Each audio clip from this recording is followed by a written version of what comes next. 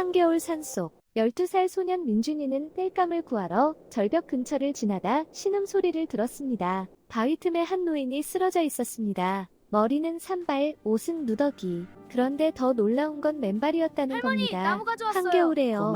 민준이는 직감했습니다. 누군가 일부러 버렸구나. 망설임 없이 할머니를 집으로 모셨습니다. 12살 아이와 버려진 노인. 피 한 방울 섞이지 않은 두 사람의 운명적 만남이었습니다. 구독과 좋아요로 응원해주세요. 지금 시작합니다. 조선시대 깊은 산골. 민준이는 부모 없이 혼자 살았습니다. 3년 전 아버지가 약초를 캐다 절벽에서 떨어졌고 어머니는 열병으로 세상을 떠났습니다. 돈이 없어 의원도 부르지 못했죠. 어느 겨울밤 칼바람이 몰아치는 산길. 민준이는 절벽 아래서 할머니를 발견했습니다. 할머니, 정신 차리세요.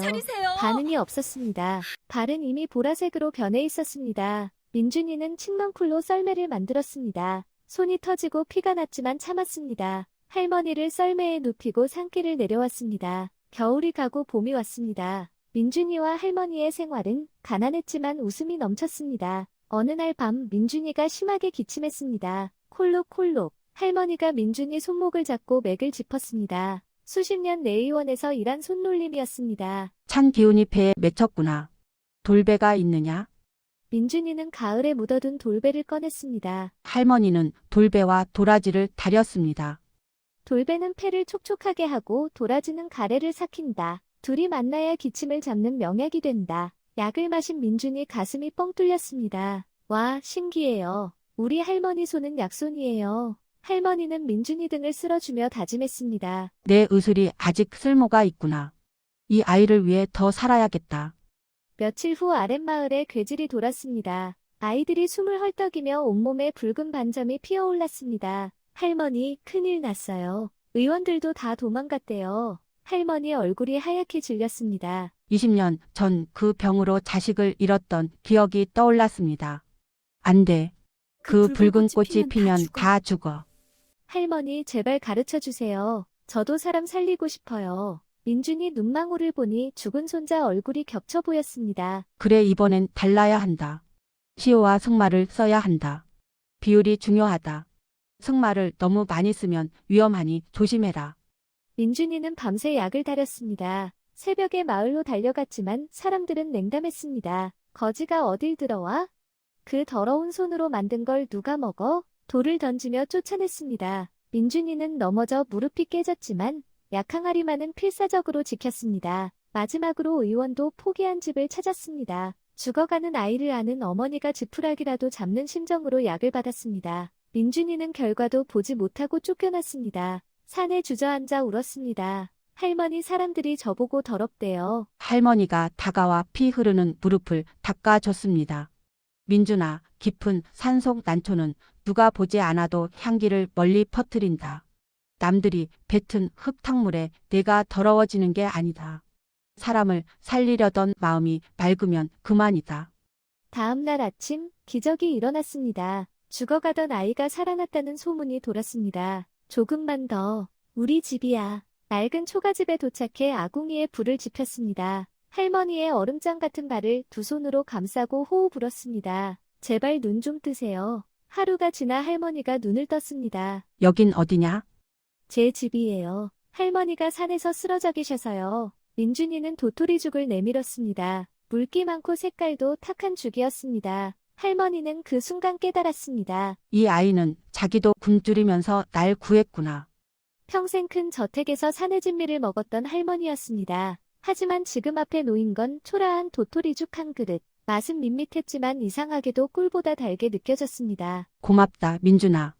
할머니 눈가에 눈물이 맺혔습니다. 20년 전 역병으로 잃은 아들과 손자 얼굴이 떠올랐습니다. 그 소문이 김대감 청직이 박씨 귀에 들어갔습니다. 거지 애가 무슨 약을 썼다고? 옆에서 사람들이 수군거렸습니다. 그런데 그 약에서 아주 귀한 한약 냄새가 났답니다. 정교한 배합이었다나요. 박 씨는 불안해졌습니다. 설마 내가 산에 버린 그 늙은이가 살아있는 건가? 박 씨는 신복을 보냈습니다. 산속 거지 집에 가봐라. 혹시 늙은 노파가 있는지 확인해. 신복이 초가집에 들어섰을 때 할머니는 미친 사람처럼 행동했습니다. 밥 주오. 옷을 풀어헤치고 허공을 바라보며 헛소리를 했습니다. 완전히 노망났군. 신복이 돌아가 보고했습니다. 늙은 노파는 있는데 완전히 미쳤습니다. 헛소리만 합니다. 박 씨는 안도했지만 완전히 믿지 못했습니다. 계속 감시해라. 봄날 오후, 형강 딸 소희가 병들었습니다. 다리를 쓰지 못하던 소희가 더 위독해졌습니다. 민준이는 소희의 유일한 친구였습니다. 담장 너머로 산딸기와 예쁜 돌을 건네주곤 했죠. 할머니, 제발 소희 좀 살려주세요. 할머니는 망설였습니다. 관아에 가면 정체가 드러날 수 있었습니다. 박 씨가 우리를 감시하고 있다. 위험해. 그럼 소희는 어떡해요? 우리 엄마처럼 죽으라고요? 제가 아무것도 못했잖아요. 민준이가 매달렸습니다. 할머니는 민준이 떨리는 어깨를 보았습니다. 이 아이는 엄마를 못 살렸다는 죄책감을 안고 살았구나. 그래 가자. 할머니는 쓰개치마로 얼굴을 가리고 관아로 갔습니다. 소희 방에 들어가 맥을 짚었습니다. 이건 불치병이 아닙니다. 냉기가 혈관을 막아 피가 못 도는 겁니다. 침으로 뚫으면 다시 걸을 수 있습니다. 현관 부부 눈에 희망이 번쩍였습니다. 할머니는 침통을 꺼냈습니다. 손이 미세하게 떨렸습니다. 늙고 기력이 쇠한 탓이었습니다. 할머니, 손이 너무 떨려요. 할머니는 눈을 감았습니다.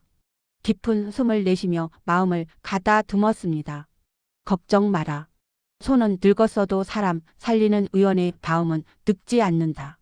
눈을 뜨는 순간 기적처럼 떨림이 멈췄습니다. 더 이상 산속 노파가 아니었습니다. 과거 내의원 수석 의녀의 기백이 뿜어져 나왔습니다. 정광석과 같은 솜씨로 침을 꽂았습니다. 정확하고 빨랐습니다. 잠시 후 소희가 죽은 피를 토해냈습니다. 놀라지 마세요. 박혔던 어혈이 빠져나오는 겁니다. 얼음장 같던 소희 다리에서 온기가 돌았습니다. 발가락이 움직였습니다. 따뜻해. 소희가 희미하게 웃었습니다. 현감은 할머니를 보며 깨달았습니다. 이분은 보통 의원이 아니다. 그날 밤 박 씨가 보낸 왈패들이 초가집을 포위했습니다. 횃불을 던져 집에 불을 질렀습니다. 불이야. 민준이는 할머니를 업고 불길을 뚫고 나왔습니다. 왈패들이 쫓아왔지만 어둠 속 숲길로 도망쳤습니다. 바위 틈에 숨어 타오르는 집을 바라봤습니다. 할머니, 우리 이제 끝났어요. 민준아, 산불이 나서 나무가 다 타도 뿌리가 살아있으면 봄에 다시 싹이 튼다. 집은 탔지만 너와 내가 살아있지 않느냐?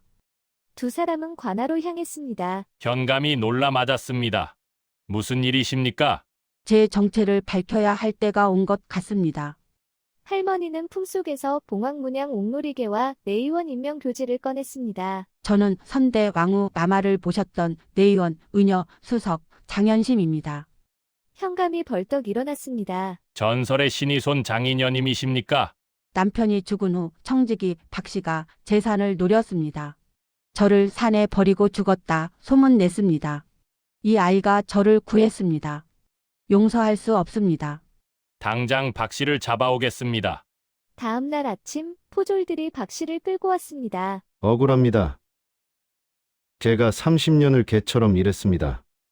내 놈이 주인을 배신하고 재산을 가로챈 것, 주인을 산에 버려 죽이려 한 것, 이것이 죄가 아니고 무엇이냐? 할머니가 나타났습니다. 박 씨 얼굴이 새하얗게 질렸습니다.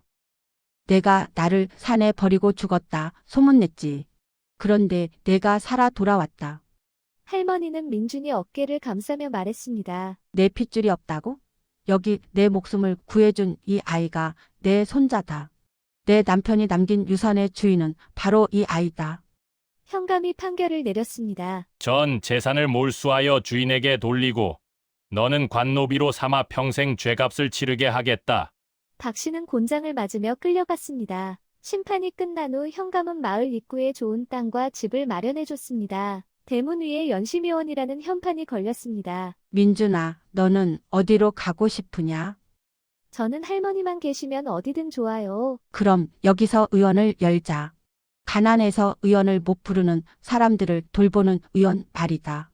소문이 퍼졌습니다. 돈 없어도 진료해준다고. 사람들이 하나둘 찾아왔습니다. 할머니는 부자든 가난한 사람이든 차별 없이 진료했고 민준이는 옆에서 열심히 배웠습니다. 소희도 자주 찾아왔습니다. 다리가 완전히 나은 소희는 이제 마당을 뛰어다닐 수 있었습니다. 10년이 흘렀습니다. 민준이는 이제 22살 의원이 되었습니다. 할머니 없이도 환자를 돌볼 수 있게 되었습니다. 소희도 22살이 되어 연심위원회 안주인 역할을 했습니다. 할머니는 90 가까운 나이로 루에 앉아 두 사람을 지켜봤습니다. 어느 봄날 오후 매화꽃이 흩날렸습니다. 할머니는 평상에 누워 계셨고 민준이는 할머니 무릎을 베고 앉아 있었습니다. 민준아, 나는 이제 여한이 없다. 먼저 간 남편과 아들을 만나면 자랑할 게 생겼어. 늦은 나이에 세상에서 제일 듬직한 아들을 하나 더 얻었다고.